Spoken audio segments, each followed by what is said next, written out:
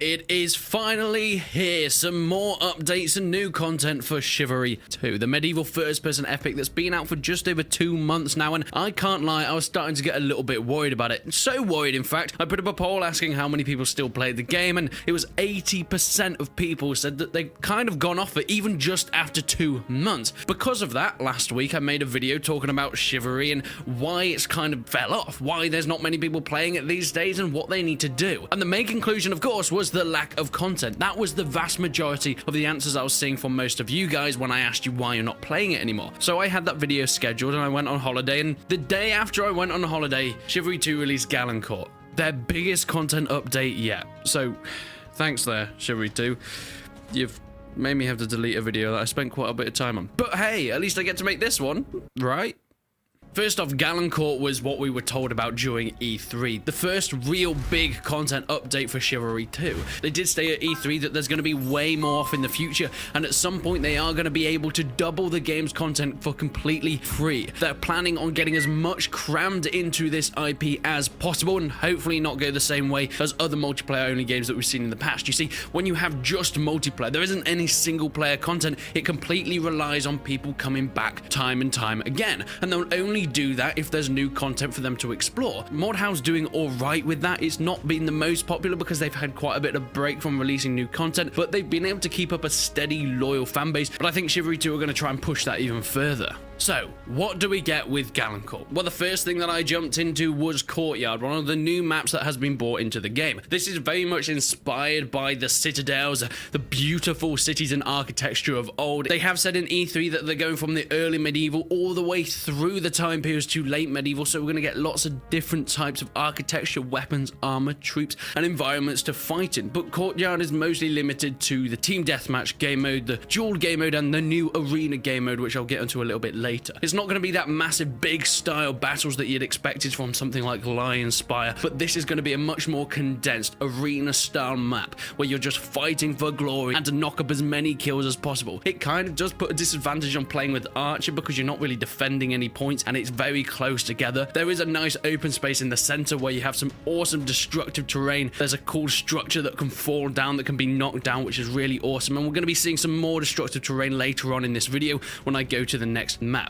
There's some cool things like little Easter eggs, but one of the main things that I did kind of notice playing this game is this new Courtyard map doesn't have great FPS levels. The optimization seems a little bit dodgy, and I think this might be down to that new destructive terrain that they're adding in. Now, don't get me wrong, it's just come out, so you've got to give it a bit of leeway, but the Galencourt map, which is so much bigger, almost 5-6 times the size of this map, I didn't have any issues with optimization, so I think it is something to do with the map, especially stuttering on an RTX 3090 seems a little off to me. But Galencourt is the main event. It is what this big update is named after, and that is the big new map. And my, does it look absolutely gorgeous. The work that's been put into making this citadel look so authentic but also impressive. The difference and variety in moving through the levels. This is once again the attacking and defending more linear stages where you have one team that's trying to take the castle and the other team that's trying to defend it. But through this you'll be going through different stages that you've got to attack and defend. Starting off, of course, outside the walls near the camp, then pushed back onto the outer walls where you have a bit more leeway, where you're bringing in some of that siege weaponry. The attackers can push forward ladders. They also have onagers that they can use. The defenders have ballistas up on the walls that I had a lot of fun with. It's satisfying getting your one-hit kills with them. If you're pushed back even further, you go to the dockyard where the ships are. They've got important resources and you need to protect the harbor.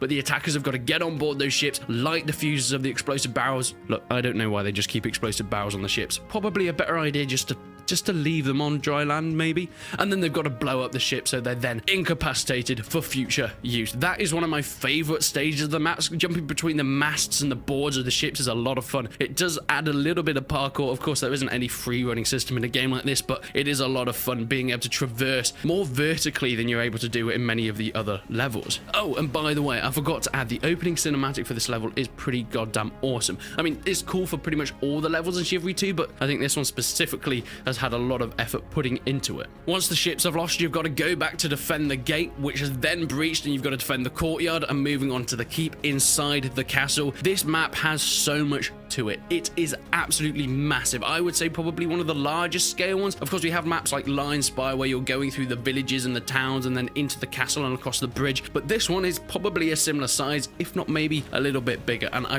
really love it. It has much more variety than many of the other maps, as I've mentioned, so it makes it feel like multiple maps within this one game mode. Speaking of game modes, we get one new game mode added into the game, as I mentioned before, mostly centered around things like the courtyard map, the pit maps, smaller maps that you'd mostly associate with duels and team deathmatch. This is the new arena mode. It is a 3v3 fight to the death for honor, a bit like a skirmish mode or a more competitive mode that we've seen in other games before. I think if there is going to be a competitive scene in Chivalry 2, this is where it's going to be. And one thing I just want to add, when you load into the game, they've added in some cool new matchmaking features where you can choose just to load up the 2 new maps, meaning that you don't have to get stuck in all the old maps you played before. If you want to jump on this new update, play Galencourt, play Courtyard, you can load up and queue for just those 2 maps, which I think is a really great addition, since a lot of the time you're going through and you're playing all these different maps, especially a game that doesn't have server browsers yet, so you can't see what map that match is on. This is a brilliant way of doing it. And one of the final things that has been added in is over 60 new customization options, whether this is how you look, the sigils on your shield, the weapons you use, and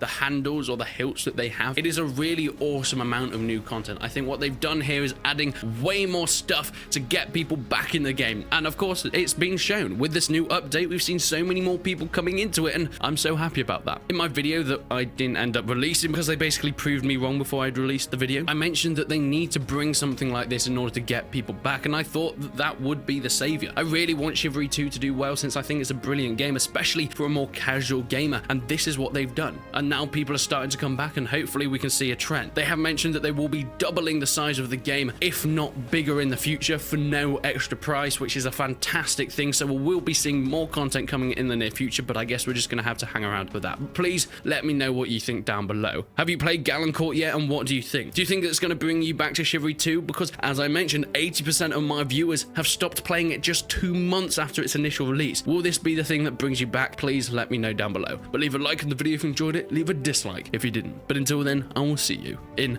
the next one.